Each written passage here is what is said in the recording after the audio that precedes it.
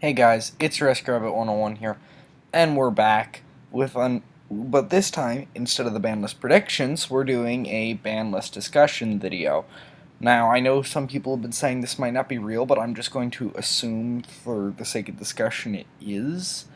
So, I'm glad I actually got my video up when I did, because the list came out soon after, and I'm sorry about not updating as regularly as I wanted to these last couple of weeks. I'll try to get back to a normal schedule starting this upcoming week. So now, let's just start discussing the ban list. So for ban cards, we've got the Thor Dragon Rulers. Now, I didn't expect this. As I said, the only card I could see them banning was Djinn, which unfortunately they didn't do. But I didn't see the rulers coming simply for the fact that Dark Matter Dragon. Let's see, today is Sunday. This probably won't go up till Monday, but today is Sunday, and it's the 22nd, so the set came out officially, I believe, on Friday, and the ban list was announced that the day before, and I think that's the first time the set could be purchased. So, really, you get, like, one event and two locals if, you go to those. So, assuming you pick up the cards, like, instantaneously, and you've got the whole deck immediately. So, the deck's really not getting a chance to do anything, and I didn't expect that, but this list, if I'm not mistaken, because I'm pretty sure this is the list that's official for Nationals. Even if they release a new one, it'll be too close, they'll consider it, so I believe I did read that. So, I believe this is the list, and I guess they just don't want Dark Matter playing, or, using this in the Red Eye support, because you can do that, so, or just assisting in the Red Eyes deck whatsoever, so they banned all the rulers, kind of following suit with the OCG in that sense, and then Snatch Steel's back, because they realized that they thought, a lot of these ban cards, they can come off, but it's not a good idea, because they're pretty broken. Some of them probably could come off without, with little to no impact, largely on the game, like, oh, I don't know, probably Time Seal. I mean, I know the skip draw is broken, so maybe not, but there are definitely some cards on the ban list that some people, you can argue, could come back and explain why they won't do anything in the modern game. But Snatch Steel's not one of them. That card, for all those people who said MST's at 3, it's not going to do anything, yeah, so were all the floodgates, but they were still a problem. Alrighty, and that's basically through the ban. So moving on to the limited, the first card we have is Sinister Serpent. This is just coming from the erratas. I think everyone saw this coming. All the errated cards that were reprinted in Return of the Bling have been released, so every of the erratas but CED, and the newly announced DMOC. Sorry guys, I'm still a little sick. Next we have Tour Guide from the Underworld limited to 1. Now, I did say Tour Guide would get hit. I can't quite remember. I believe I said it would go to 1, though we might have said it would go to 2. The thing about Tour Guide going to 1 is it messes with the double Dante play, because, normally you would go Summon Tour Guide, Special Graph, Dante, Detach Graph, Summon a Monster, Special Burning Abyss. You're not wasting any of your Burning Abyss effects. So what this does means if you're going to go double Dante, you can't actually resolve all of the Burning Abyss effects unless you use, like, Rubik, which doesn't have an effect when sent to the grave anyways. And it means that if you want to make that play turn 1, and you go, like, Special Graph, Normal Scarm, Overlay, Detach Scarm, then you can make the double Dante turn 2, but you only get one shot at that, and you don't get, the infinite one-card Dantes. Now, while it's kind of an unfair hit, because it doesn't do anything, it's not any of the archetyped cards, and that does hurt decks outside it, Konami really doesn't care, and I think they saw it as the most effective method. Plus, the card can be abused in outside decks, which is kind of the point in hitting it, in the sense no more decks get to abuse it. So next on limited, Sorry. Next on the limited list is Dragon Ravine. Well, that kind of makes sense. The card can come back probably to 3, though with Dark Matter out, maybe only to 2. Dragoonities are really, like, the only deck that can abuse this now with the rulers gone, and now that the rulers are gone, it's sad because the rulers were helpful in just random decks, but they're gone. Ravine can come back and actually give life to the Dragoonities again, because while they lost Tempest, like, Ravine is the heart and soul of that deck. And as one of my friends who played Dragoonities and really likes that deck said, I would rather lose one really good card and get back the heart and soul of the deck. So, next up is Preparation with Rites. This is kind of an interesting hit because this didn't happen in the OCG, but in another sense, it does make sense simply because it is it's their actual plus. Like, Manju and Senju are good cards, but considering technically Manju and Senju are both +1s because the monster itself stays on the field, but other than using it as a Sea fodder, it's not really a relevant thing. It's, going to die against basically any monster.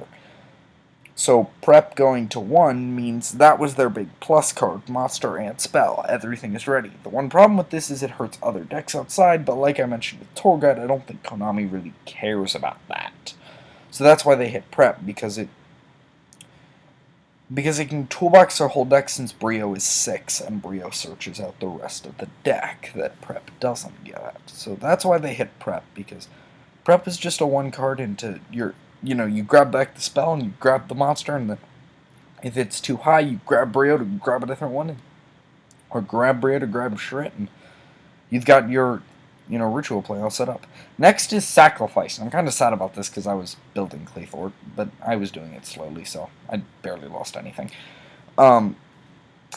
Sacrifice is an interesting hit on the deck because Sacrifice to 1 is really painful because the problem with it is now you can't really OTK if your monster dies. And what I mean by that is, if you have to.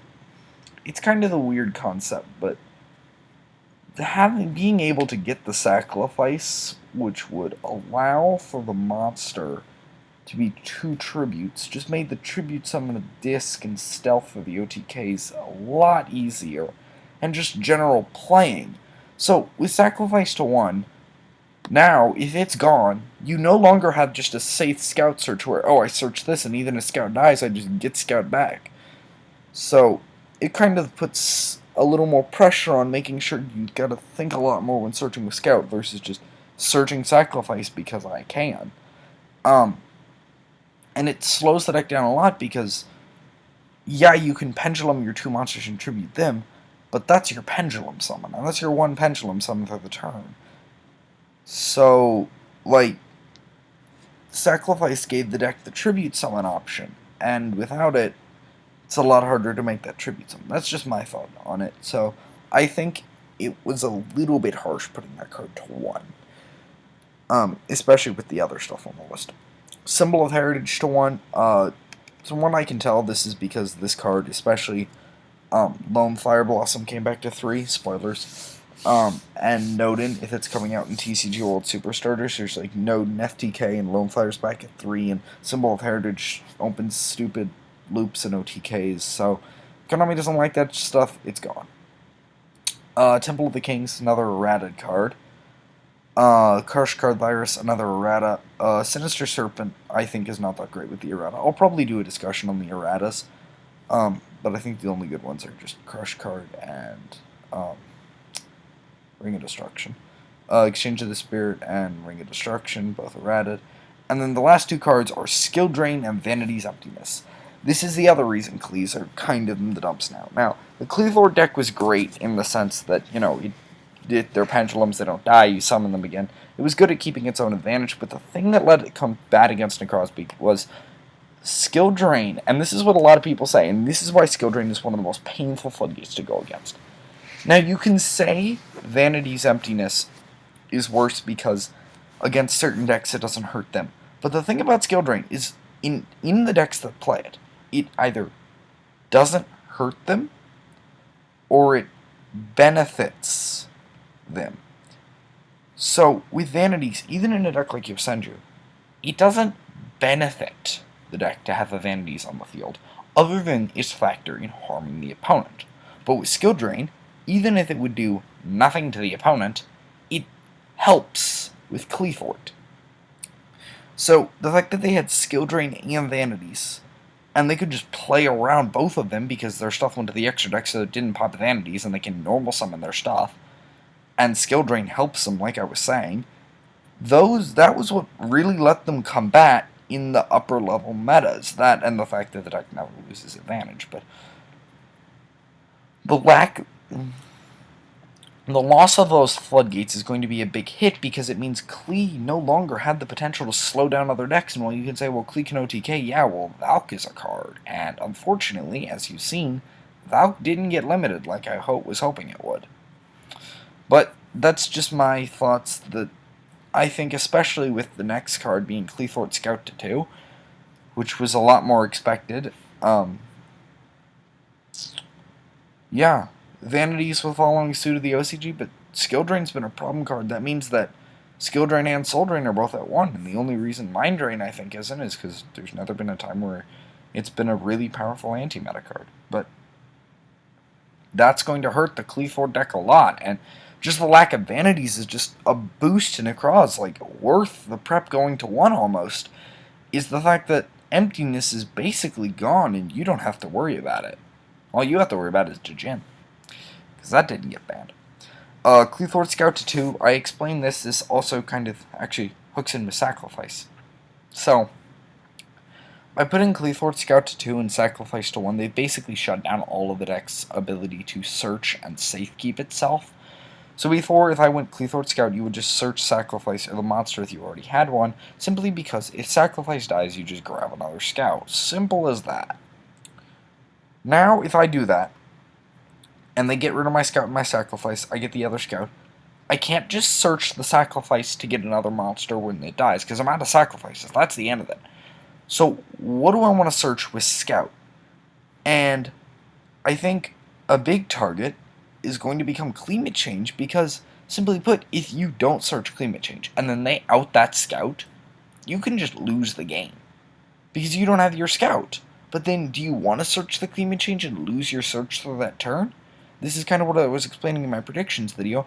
Scout at 2 puts the deck in a weird predicament. But with Sacrifice, also at 1, it puts it in even a worse predicament. So, that's my thoughts on Scout to 2, that to 1. It kind of just shuts with the deck's ability to regain resources. So, that went a little too far. Next, Necroz Embryonic, the only semi-limited ritual. Just, along with prep, I guess they're just trying to poke at the Necroz deck enough so that maybe when, Star Saris come out to back up Shadows and the other support comes out for the other decks and they all get good, it means that Necroz are down on a level where the other decks can compete. But Brio to 2, I mean, they still have Unicorn at 3, and I think putting Unicorn to 1 would have been a more painful hit than Brio to 2. And Prep to 1, simply because you still have the 3 Manju, the 3 Senju. And if you use your Brio, you still have Unicorn, which at the point where you go Manju or Senju and you get the Brio, every single Unicorn in your deck is now a Brio. It's simple as that. Like, that's why I think Unicorn was such a power card, and why Brio, putting it at 2 is going to slow the deck down. But more than anything, it's just going to mean more people will purchase it, because Brio's now dropped to like $75, so it's taking like a $50 drop. And you only need 2. And Valk's gone down a little bit too, so that deck probably only costs around $300 to $400, maybe almost $500, but probably closer to $400. Next, Legendary 6 Samurai Xian back at 2. This is going to give 6 Sams a chance to compete in the meta, except for the fact that Beast does what Xian does in this meta, but basically better. But the thing about Xian at 2 is it means that even if you're not fighting the Kraz or the basically going to become irrelevant Cleethort, Xian gives you a solid monster to go into if Beast doesn't kill them, basically. So I think that's basically saying, well, Six Sams had the potential to be good in this format simply because they had really good access to Beast and Xian, but they just didn't have enough. So I think Konami's trying to say, here, you've not done anything, but you have the ability to take Xian back to 2. Let's see what you can do with it. You still aren't going to have Gateway. Yeah.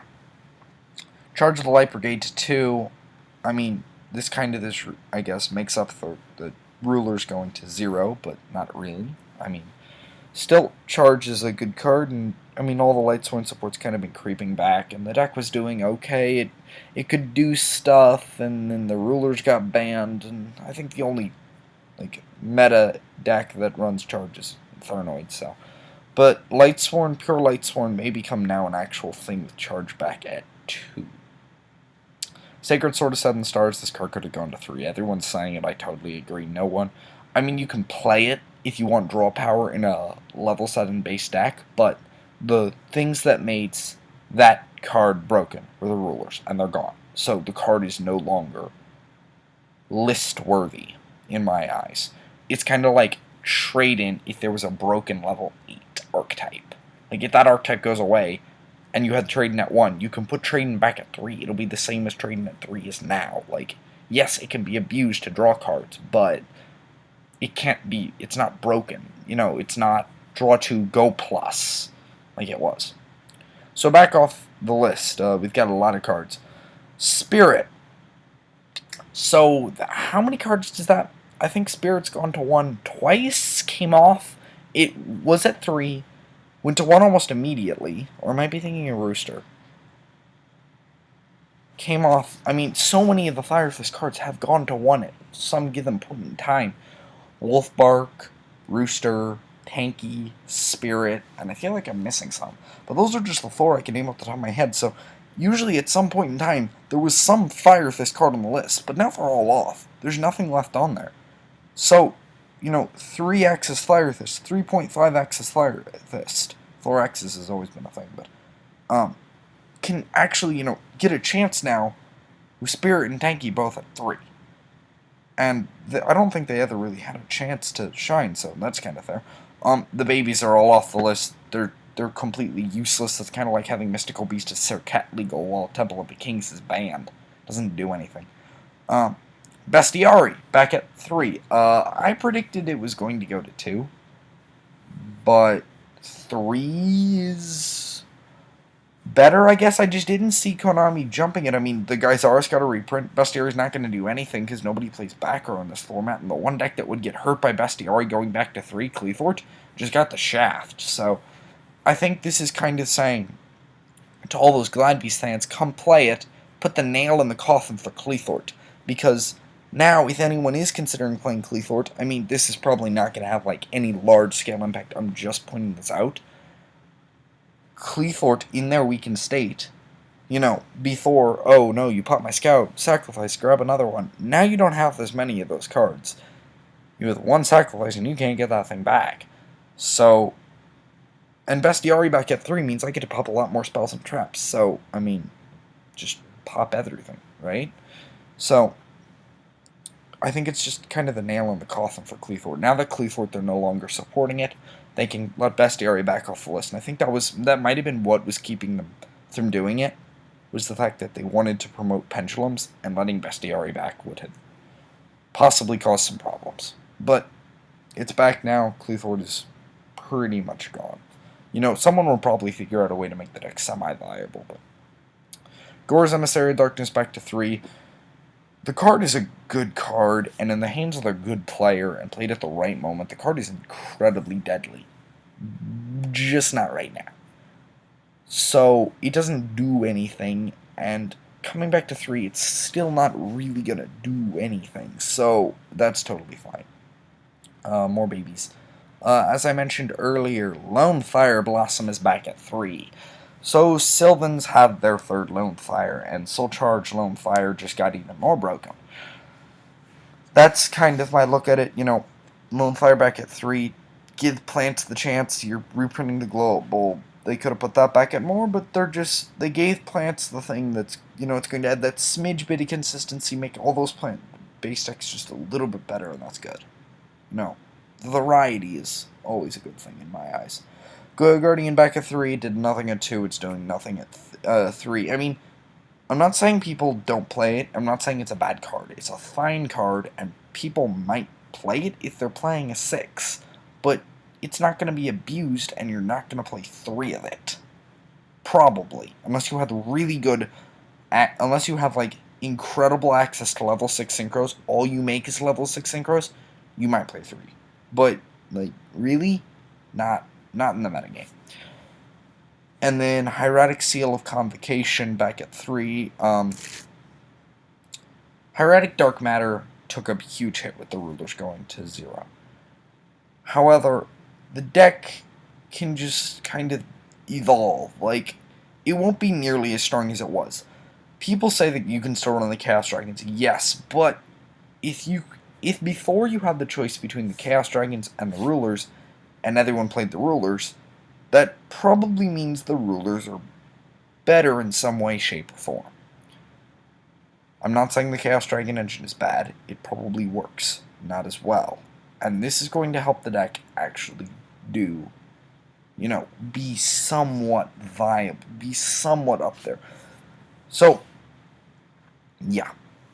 That's my thoughts on the list. I think what Konami really tried to do with this list was knock down Necroz just a smidge so that when the other decks get the support later, they can compete. Demolish Cleethorc to clear it out the way there's Zethra and Ignite, probably. Trying to get the new pendulums in, because they kind of made Cleethorc a little too good, I think. And Sacrifice has 4 effects in 1 card. That's pretty good. And then try to give older decks that had potential to play, but just weren't there, a little bit so that they could be there, and so the people who wanted to play them could. That's my thoughts on the list. Remember to leave why you think Konami did certain things or what you wish Konami had done down in the comments section below. Remember to like the video and subscribe for more Yu-Gi-Oh videos, and Rescue Rabbit 101 signing out.